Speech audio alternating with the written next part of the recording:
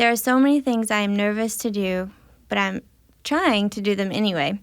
Fear is one of the main blockers to stepping out of your norm or stepping into something that might be uncomfortable. And what I have learned that is if you step into something that's uncomfortable when it involves humans or helping people, so much like life-fulfilling goodness can come from that.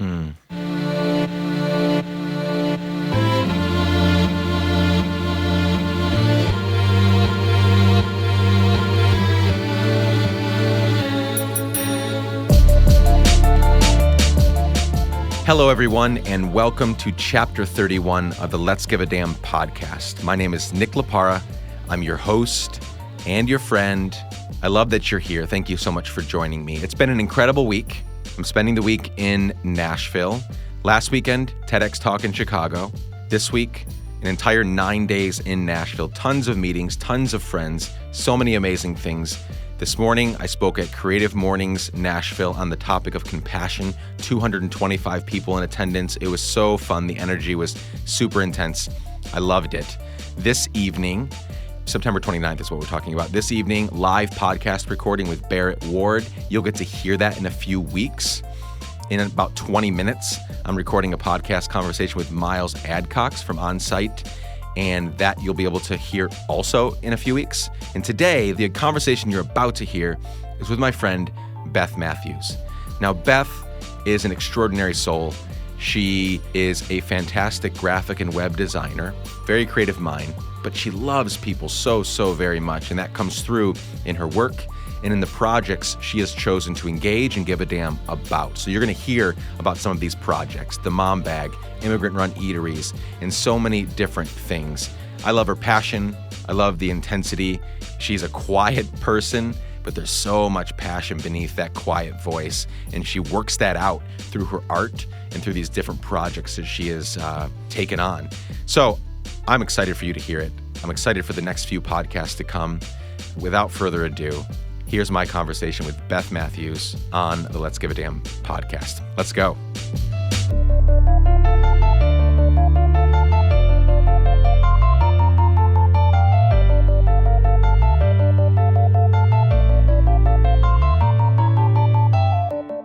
Okay, I am in the studio actually in a real studio. I usually record in a closet or in a car or in some sort of other room because I travel a lot. I'm in a real studio with Beth Mathews. How are you, Beth? I'm doing well. Yeah. How are you? I'm well. Thank you for being here. I'm very excited about our conversation. Me too. Yeah. Good. So you live in Nashville, Tennessee, where we are right now. Tell me what you do before we get into the humble beginnings and the kinds of things that made you who you are today. Let's begin with, what do you do today? My daytime job is I am a web designer, and I work for HP, Hewlett-Packard, doing web design for them 40 hours a week. And I'm also a collector of hobbies. It's kind of a... What kinds of hobbies?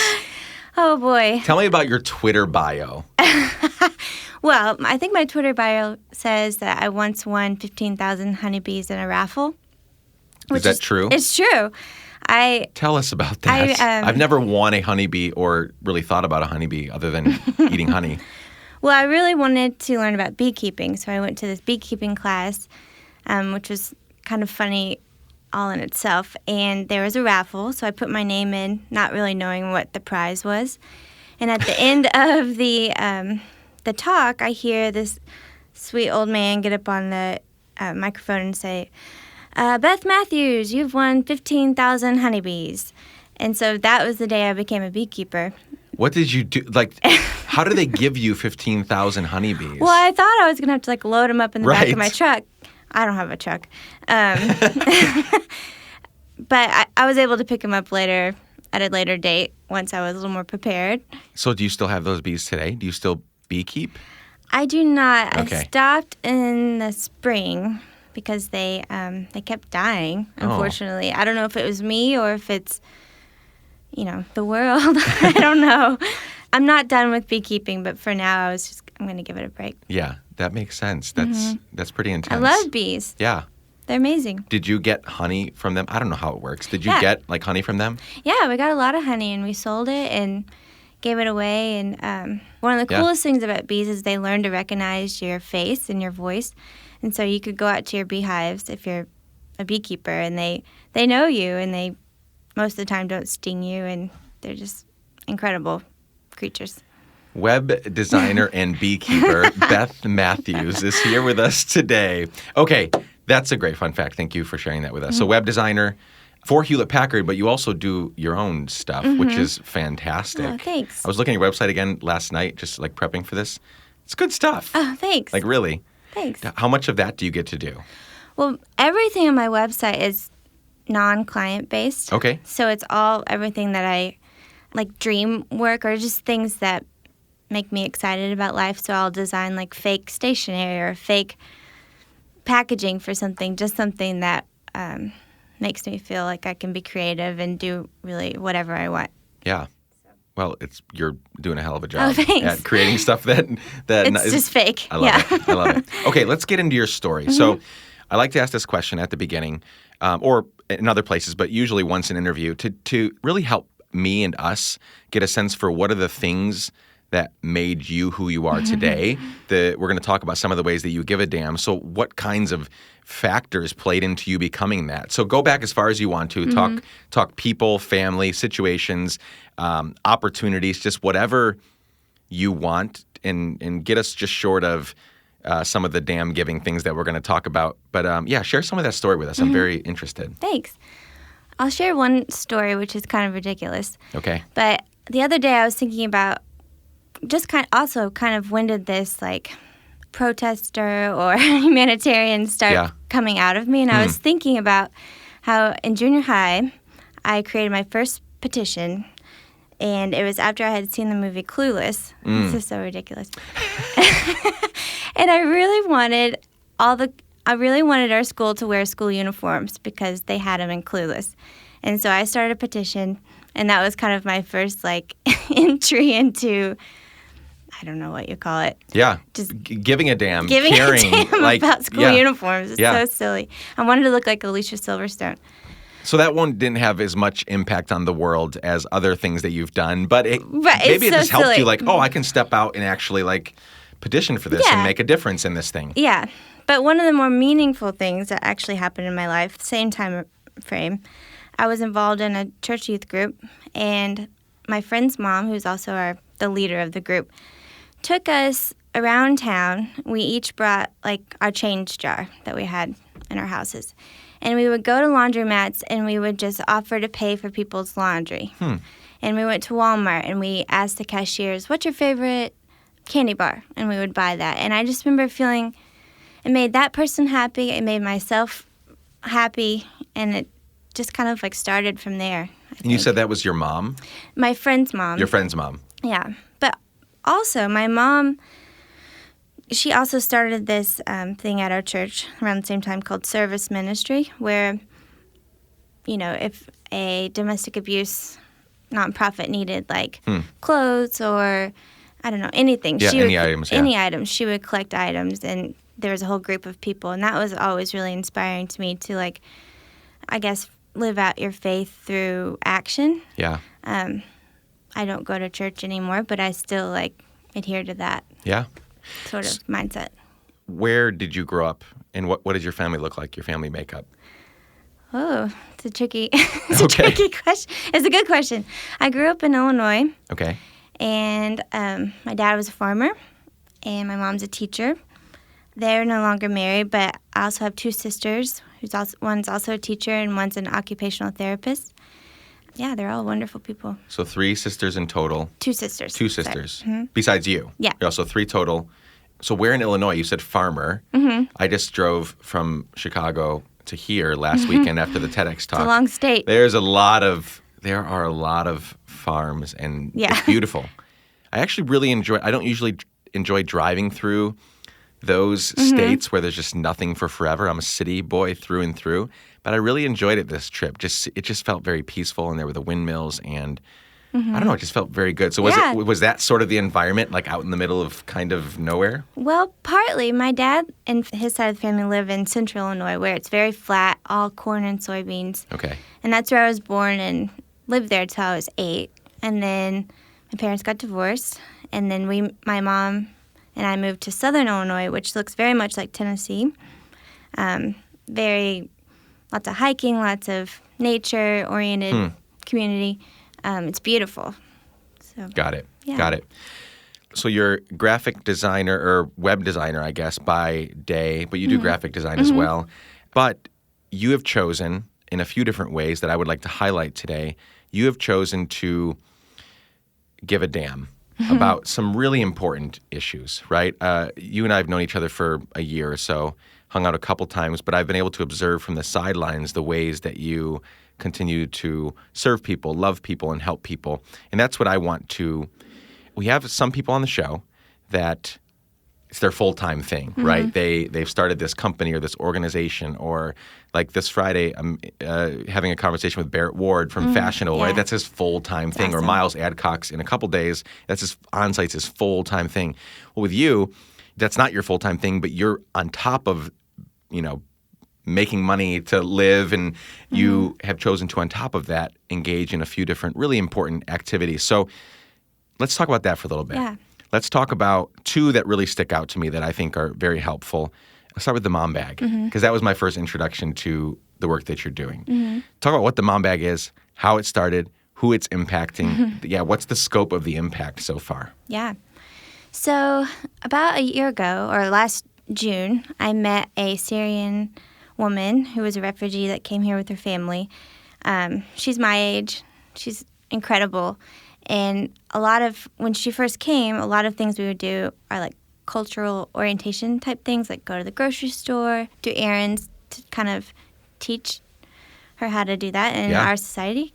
And we were at Kroger, and she was looking at all the lotions and soap, and just kind of being really excited about smelling them all. And that's something that my friends and I would do as well.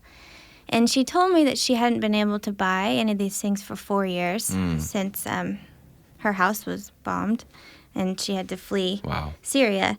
So we bought all these self-care items, and that night she sent me a message saying that she was just so happy, and she felt like herself again. So that night I told my husband I had just wished that every immigrant or every refugee woman that came to Nashville, I wish I could give them a bag full of self-care items. And I know that like shampoo doesn't save the world, but it makes people feel nice. Yeah. And welcomed, Totally. maybe. So that night, I had this pineapple design, which means welcome in the South, and I put it on a tote bag, photoshopped it on a tote bag, made an Amazon wish list, and I just put it out onto the web. The World Wide Web. The World Wide Web, and asked people if they would like to contribute to these bags that I wanted to make for women in Nashville, and it just like exploded. I think I had like 1,000 donations by the end of the week. Oh my goodness. Yeah, it was amazing, and it spread to like 5 other cities of other people doing these mom bag packing parties. And we've done 3 so far in Nashville over the past year, and it's just it's been incredible. The resettlement agencies have distributed them to the women, and they get so excited to have these bags. And I mean, any woman would, I think.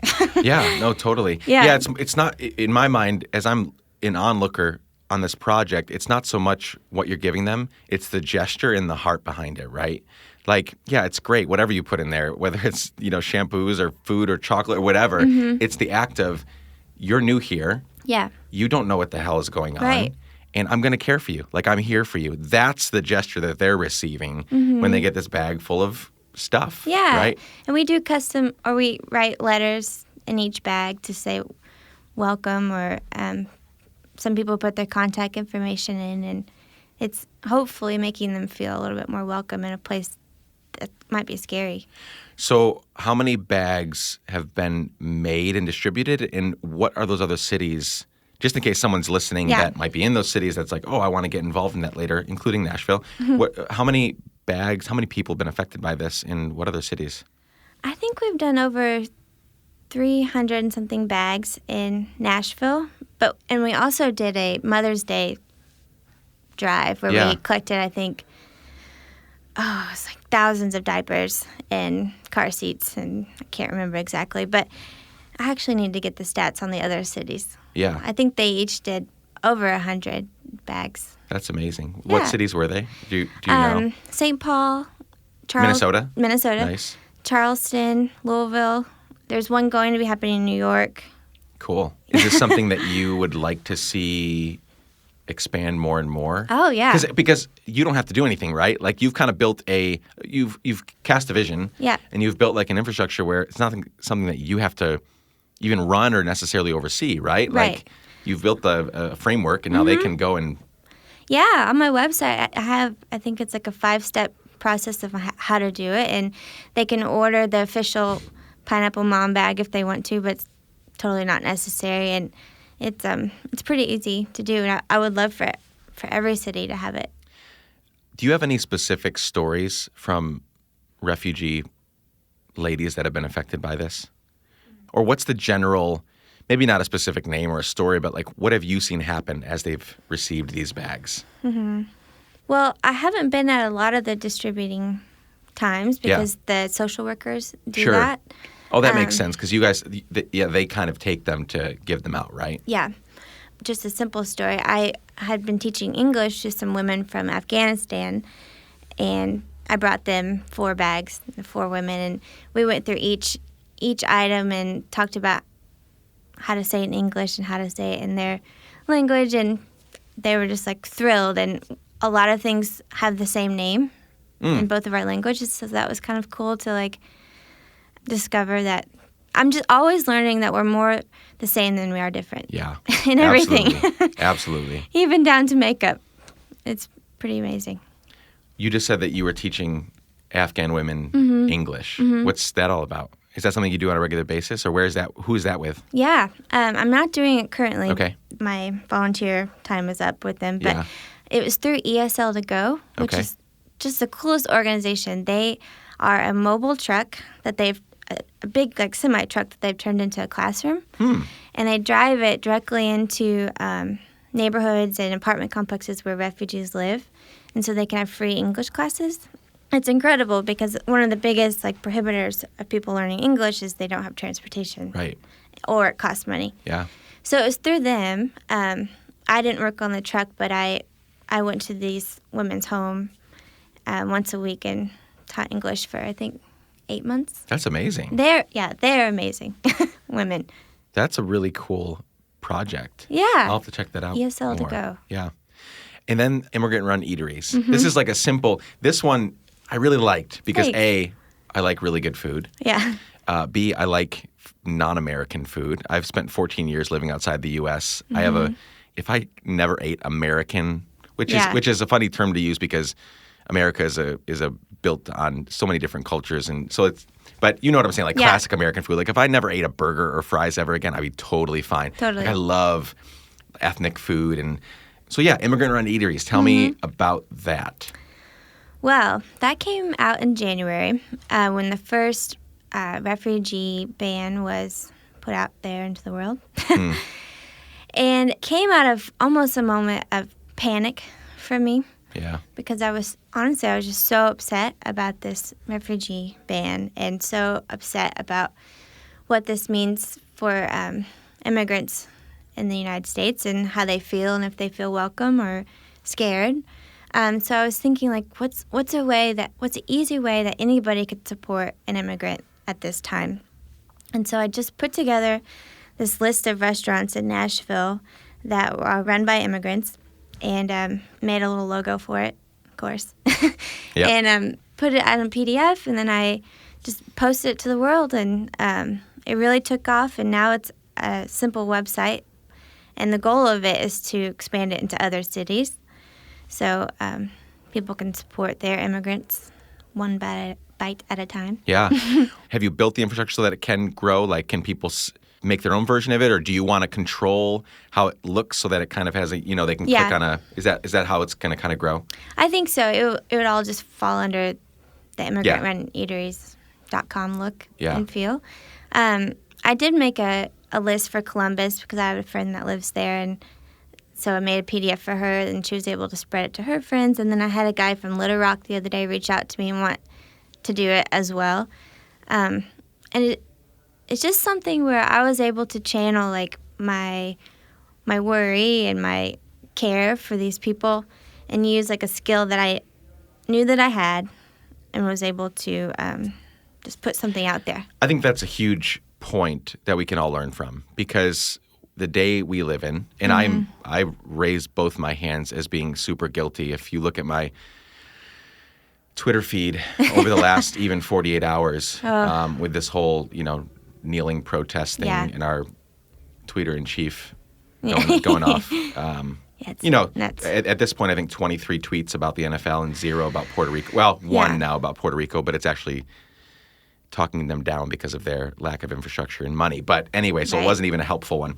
But it's so easy for us to type away on our phones or our keyboards and tweet and just whine and moan, and some of that is fine, right? Like I think we need to get on there, and it needs to be a place where we can, hopefully in a mature way, but express what we're thinking. That's a platform for it. But my point is, you channeled that frustration, probably some online too, but then you said, what can I do? Right? And I think that is a very missing component for so many people. Somebody actually, who was it that tweeted the other day about this whole, national anthem outrage? He was making fun of the people that were outraged by it, and he said, he, in quotes, he said, people, should stand for the national anthem. And he said, a bunch of people that are sitting on their couch, laying on their couch watching the football game are saying this, right? Like they're laying on their couch, right? So that is kind of what we do, right? It's easy to just yell and hoorah while we're laying on the couch, in a sense, right? Not doing anything. And you've decided that this is the whole reason why I wanted to have you on, is you've decided to see a problem, and one of the ways that you fix it is by becoming part of the solution, not just part of the noise.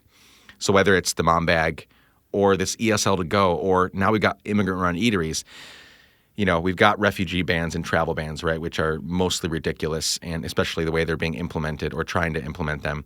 And you said, well, I'm going to start a website. I'm going to use what I'm good at to champion the countless ways that these immigrants and refugees are making us better, right? And you did this thing. So yay for that, right? Like that's awesome. You. We've talked about 3 projects that you've been involved in. Why do you do it? I always want to get to the why, the what's important, the how is even important, but the why is the most important thing, because it speaks to our integrity. It speaks to what's going on inside of us that's causing us to do that, which could have ill intentions and it could have really great intentions. And I know that your intentions are great. So talk through like what's going on inside of you. How did all this happen? And how did you actively choose to not just bitch and moan online and instead channel it through like just doing good in the world? Thanks. I think I have put myself in a position in the world where I have met a lot of people that are different than me. There you go. Equal as me. And also are kind of are used as a punching bag for a lot of people. Yeah. Especially immigrants and refugees. And it just breaks my heart, honestly. Yeah. Because I know these people and I know their hearts are so good. I feel like I could cry just thinking about them. If you need to, go. Thanks. Their hearts are so good, and all they want is to contribute to America and make it their home and make it better. And I feel a responsibility to those people to use whatever gifts I have or talents or connections I have to support them and be an advocate for them and say, like, these people are like you. These wonderful people have dreams and kids and like to go to the movie, the same. Honestly, and I feel just very compelled to say that from a mountaintop however I can. Yeah. Yeah, you're using your mountaintop. Yeah. Which is your web design and graphic design and your skills. I think that's really important. They are many people's punching bags, right? Because they can't defend themselves. If we have a superiority complex, if we think that we're better than others, we pick people that can't voice their opinions very well, right? And these people can't. Like, they don't have most of the same rights we do. Right, they're scared. When the whole, a couple weeks ago with the Dreamers, right? Here are, if you spent any time on Twitter with people that were for getting rid of them and for them getting out of our country, these 800,000 very bright, intelligent, hardworking young people, they would say things like, they're taking our money, we're paying for them to go to college, all this stuff, right? Mm-hmm. Which was all untrue. Mm-hmm. They can't get our money. Right. Like by law and by definition, they don't have access to the welfare that you're probably on, right? Like a lot of them, right? Mm-hmm. Not all of them, but many of them sitting on their couch on welfare, on food stamps, are typing about like, they can't take our money, they can't take our stuff. And so it's easy, but they don't have that voice to be able to say, no, I can't have those things. Right. Because A, they're busy working and busy building a life for themselves, and B, they just don't have that platform. Right? And so I think it's very important, the work that you're doing. I really do. I think it's huge. I think what you're doing is so important. Thanks. You're elevating people to have a voice, and it's amazing.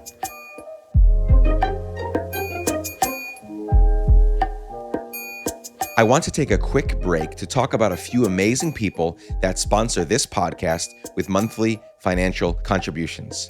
Want to know who I'm talking about? It's you. Seriously, many of you support the work we are doing on this podcast by contributing monthly on a platform called Patreon. Some give $1 a month, some give $5, some give $10, and some even give $25 a month. And what is so surprising to me is that the largest chunk of people give at the $25 level. I'm not even joking. So if you love these stories, consider helping us.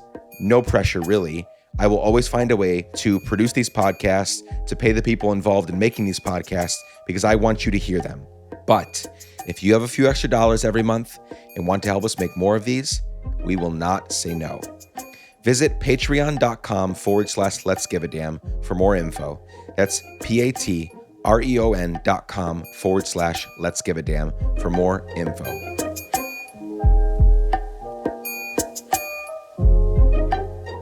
I used a quote in my TEDx talk this past week, which it's going to be very front of mind and heart and soul for me for a long, long time. Harold Kushner, our souls are not hungry for fame, comfort, wealth, or power. Our souls are hungry for meaning, for the sense that we have figured out how to live so that our lives matter. Society and consumerism, everything's telling us that we want certain things, right? We want big houses and exotic cars and lots of vacations and all this stuff. Consumerism is built on making you think that you want those things. Right. And I'm building my career and life and the show and other projects that I'm doing on the knowing that that's not true. Yeah. Nobody thinks. I'm doing a lot of thinking about legacy and speaking about legacy lately, and I want that to keep going on, because nobody remembers in a positive way the guy who had all the cars and all the houses and spent money on himself. Nobody remembers that guy. Nobody cares about him after he dies. The people that we think about and quote and read about and cry over and think about with the fondest of memories and are the people that figured out how to live so that life matters, right? Right. And so that's why I love what you're doing, because you're using nobody's paying you to do this stuff. Nobody's telling you to do it. Nobody's saying you have to go teach Afghan women English, or that you have to create the Mom Bag Project, or that you have to create a website. Like, that's all stuff you could be chilling.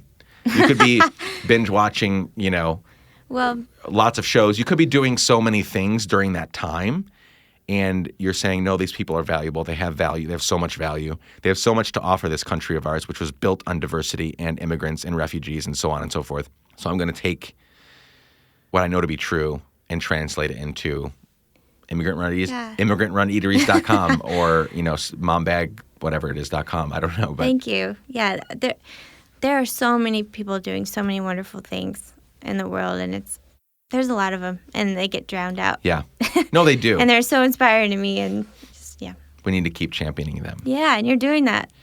The Let's Give a Damn family, those listening to this podcast, and I know this to be true because I hear them all the time tell me, they want to, if they don't give damns yet, they want to give a damn. Yeah. And if they already do, they want to give more. Like, they want to, from that quote, like, they want to live so that their lives matter, right? Based on what you've learned, the things that you've learned, the things you've experienced, the things that you've seen, do you have any advice for them things they can practically do. So you're coming at it from, actually, what I love about this story is you're like most people that are listening. Mm-hmm. They have a 9-to-5. Mm-hmm. They have all these things going on in their lives, and they want to figure out how to go above and beyond. Yeah. Right? Take out some things out of their life so that they have room for this. Right. You've experienced it. You're doing it. So what advice, what can you share with them that would help them stop making excuses and get going today? Well, I think there's a lot of practical ways, but I'll first start by saying I'm scared of everything. Everything. And I have been my whole life. And a few years ago, I was in Texas driving to San Antonio in the middle of the night after a friend's wedding. And I was terrified. I was by myself. I was on these back Texas roads, dark, and I was just scared. I was by myself, a woman. And I had a thought where I just said to myself, like, I am nervous, but I'm going to do this. And I have lived by that quote since then. There are so many things I am nervous to do, but I'm trying to do them anyway. Fear is one of the main blockers to stepping out of your norm or stepping into something that might be uncomfortable. And what I have learned that is if you step into something that's uncomfortable when it involves humans or helping people, so much like life-fulfilling goodness can come from that. So that would be the first step I would say is maybe you're scared like me, and maybe you can tell yourself like, yeah, I'm scared, but I'm going to do this anyway. And it might start with something simple like you're at the grocery store and you tell someone you like their hair. I don't know. You might sound crazy, but you just said something really nice to someone. Or it might be even just like getting to know your actual physical neighbors. I love my neighbors. They're wacky as hell. And like I was scared to get to know them, but I love them so much. So I think that's just a start. And two, I think each person has a gift, many gifts. And I think like targeting what your gift is or what you like to do and what makes you tick and targeting that into and channeling that into something that upsets you or, inspires you. There's a lot on the news these days. There's something for everybody to get riled up about, honestly. So I would just think like, I don't know, maybe you're good at like spreadsheets. Go volunteer at a nonprofit that needs help organizing. Or maybe you enjoy cooking. Go work for a homeless shelter and cook a meal once a week. Very practical. Yeah. Very, very, very simple. And that you mentioned a few key things. It is very simple. We listen to these voices in our head, right? That make it sound so scary and unattainable and far-fetched to help people. And it's not. Yeah. It literally begins with saying hi to somebody that you've never said hi to before. Yeah. It does. And it might be that neighbor that you probably should have said hi to a year ago. Right. But you didn't, and every day it got harder and harder. They're not going to bite your head off. They're another human with real needs, and they've got meaning, and they have visions and dreams for their lives, and they're probably awesome. Yeah. We act like I don't because I'm not really – I love meeting new people, and I'm a whole different animal when it comes to that. But a lot of – my wife is very introverted, and sometimes it's like, well, what's going to happen? I'm like, what's the worst that can happen? Yeah. They're not going to do anything terrible to you. The worst that can happen is they ignore you and think you're a freak, and who the hell cares? Right. Nobody, don't care about that. But step out of your comfort zone. I try to do something that makes me step out of my comfort zone every day. Wow. Whether it could be anything. It could be walking up. I give hugs to strangers. Oh, that's amazing. Because it makes me feel weird for a second, but it always, 99.9999% of the time, it turns out fine. Yeah. They might need that hug. They might need that, like you said. I always try to, if it's somebody brand new especially, point out something that if I've never met them before and it's a new meeting or we're going to hang out somewhere, I try to say what you said. Like pick out something on there, whether it's their shoes or their dress or their shirt or their pants or their hair. Just compliment them on it. Yeah. Their glasses. I really like your glasses. Where did you get them from? Instantly, the guard goes down at least one level. Yeah. Right? We just put a more human element here. Oh, I have glasses on, you like them. And I guess what I loved about what you shared is that it's not magical. It's not unattainable. It's pretty simple everyday stuff that gets us going. Yeah. It gets our engines revving. And new opportunities are going to pop up everywhere because of that. Yeah. You mentioned your neighborhood. Yeah. You mentioned your neighbors. They're a little wacky. Talk to me about that, because I think I'm going to have something to say after this, but I want to hear you. What did you mean by that? Well, wacky is probably a harsh term because we're all a little wacky. Totally. But just, give me some context for that statement, because I think it's going to help me point something out here. For example, I have this neighbor who, he's just the kindest person, and he has a pet goat named Zoe, and he dresses it in like bonnets and hats and dresses, and one day she might look like a rapper and one day she might look like Dolly Parton. It's wacky, but it's amazing. Yeah. And he walks her around the neighborhood. And a developer came into the neighborhood, Woodbine, and wanted to take her away and send animal control because he thought it brought the value down. And this is when my petition skills came into the mix. There you go. Clueless. Came. Thank you, Alicia Silverstone. Yeah. And so I started this petition to save Zoe, and hundreds of people signed it. The news, the NPR, like all these people got involved, and we saved Zoe from Nashville Animal Control and issued the first ever goat permit in Nashville. I love everything about this story, by the way. I know, it's so crazy. And I'm friends with him now, and like he. So you didn't know him before? I didn't know him before, except just saying hi to Zoe and like, look at this amazing creature walking down my street. He walks Zoe? He walks her. That's amazing. Yeah. I need a goat. Yes, keep going. You Sorry. Do. So that is one example of like, getting to know my neighbor. I love that story. I guess what I was maybe fishing for was, especially in our homes. This is something that I talk about a lot. My family and I we've been kind of vagabonding for 18 months, but when we did have a home, in our last two homes in Minneapolis and Tacoma, we were known very quickly as the party people and the people that had kind of an open door policy for the most part. We see our homes in our neighborhoods and kind of as like our little kingdom, right? We try to sanitize and we try to make it, I don't want to hear noise over there. I don't want pet goats, I don't want all these things. And we try to make it our little, and that's just not, that is the antithesis to, I think, what should happen in homes, the hospitality that should be there, the welcoming that should be there, so that if your neighbor wants a pet goat, he can have a pet goat, right? Yeah. And again, I didn't even know where that was going to go, but you gave a damn about your neighbor and his goat. If you wouldn't have done that, I'm pretty sure this developer that was trying to get more money out of the area would have won. He would have won. Tragic. He would have won. And you gave a damn about it and saved Zoe. Like, that's a very simple, practical way of looking out for others' needs. Yeah. And then seeing how I can play a part in that. Well, they bring me like so much joy. So that's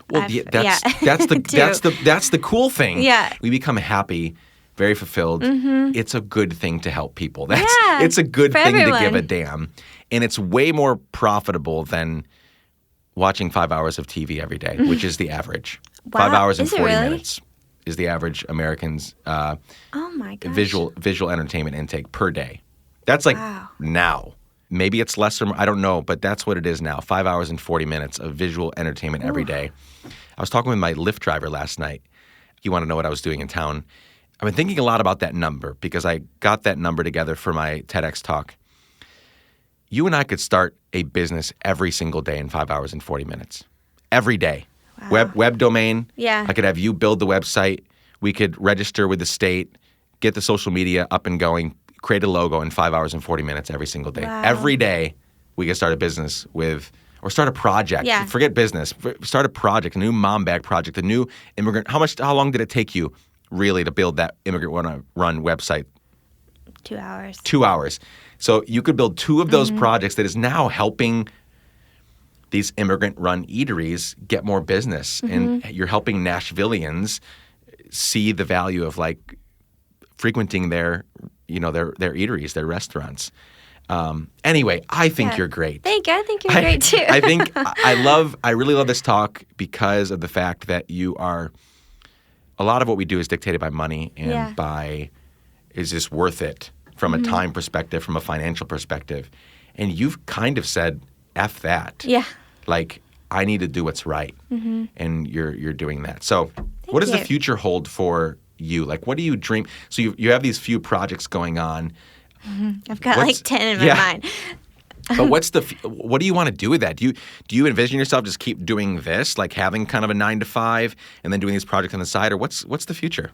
Well, I would love to take the mom bag and expand it into more than just welcome bags. I would love to create partnerships between a new American and an American.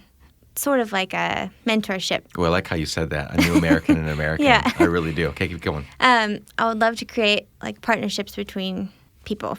So more of like a personal connection past the mom bag. That's a dream for it. I would love for it to expand into other cities. I would love for other people to get involved in this and help me dream what this could be, because I know that my strengths only go so far. So if you hear this and you want to get involved, please let me know, because I would love to make this bigger and expand it. Well, this is not a huge podcast. It's growing slowly but surely, but there are listeners in, every state and like 30 countries around the world. Wow. So listen up, people. Like, go to where can they find out how to expand this and how to participate? Okay, go on Facebook and look up the mom bag. Okay. There's a page. Start there. I love that. Yeah, so you want the mom bag to grow. Would that be, if that took over as like your main contribution, that would be fine with you? That's what it sounds like. Yeah. Yeah, that would be the dream. Yeah. Well, we will help you get there. We will help this thing grow.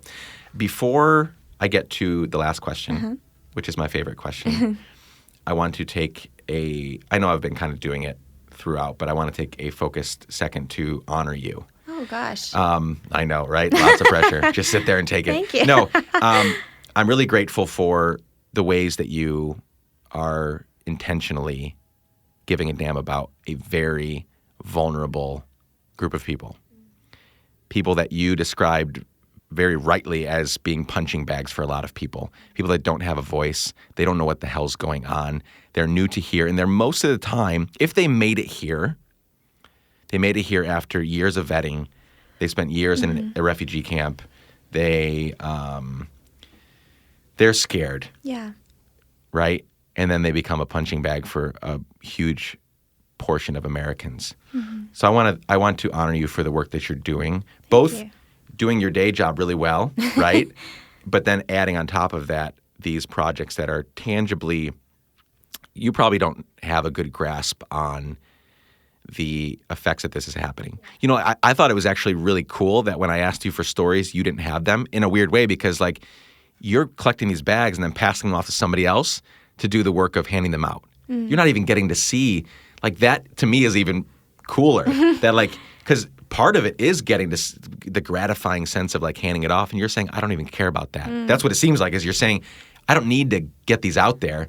We need to make them and then hand them to the powers that be to like get them out, right? So thank you. Yeah, I just want to honor you for that, and keep going, and let us know how we can help you accomplish your wildest dreams. Thank you. That's amazing. Last question. It's a hypothetical one. Okay. Someday you're going to die. That's a reality for all of us. And for some odd reason, I'm giving your eulogy. Oh, wow. All of your family, your friends, refugees, immigrants, people that you've served and loved throughout the years, they're all there to like honor your life, right? And I'm giving you eulogy. What do you hope that I will say on that day? What do you hope that is communicated to the people there? I would hope that you would say she was nervous, but she did it. She loved people anyway, even if it was uncomfortable. I think you just spoke to all the eyes out there, right? All the introverts in the like, or just people that get nervous about stepping out. All of us get that, right? All of us are like that, but some more than others. And I think you just spoke to a lot of people. I know you spoke to my wife. I know you spoke to my brother Dan, who is a huge damn giver. Yeah. But he's just introverted, and it's hard to take those steps, right? Sorry, Dan, I just called you out. But he's an amazing dude that really wants to impact the world, right? Always thinking about ways to impact. But it's just hard to do the extra step. So you just spoke to a lot of people by saying she was nervous and she gave a damn anyway. She gave anyway. So I think that'd be a really worthwhile legacy to have. I hope that's what's said. Yeah, me too. If people enjoy this conversation, which I know they will, and they want to find out more about what you're doing and how they can get involved, what's the best place or places they should go and follow you or follow the projects? Well, you can go to my website, Beth Mathews, Mathews with one T, .com. On Instagram, at Beth Mathews, I post a lot of encounters that I have with immigrants in Nashville and post about ways to get involved quite frequently there. So those would be the good spots. Okay. Instagram, Beth Mathews, 1T. Yeah. Web, BethMathews.com, yes. 1T. Thank you so much for joining me today. We'll do it again sometime. Yeah.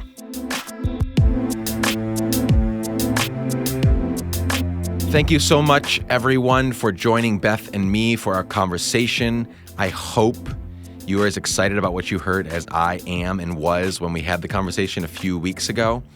Thank you so much for spending the time with us. I hope you will take what you've heard and apply that to your life. I know what you've heard will apply to so many more because here's Beth, full-time job, quote unquote, a normal life, and she's chosen to go above and beyond to serve people that need so much love and care and attention. And that's a lot of people listening that don't, run a nonprofit or this company full-time.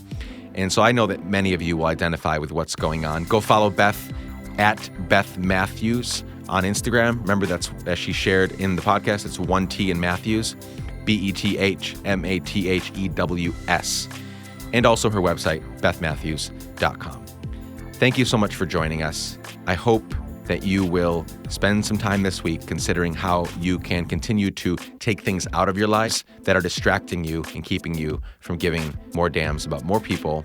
Love you so much. Talk to you soon. Bye.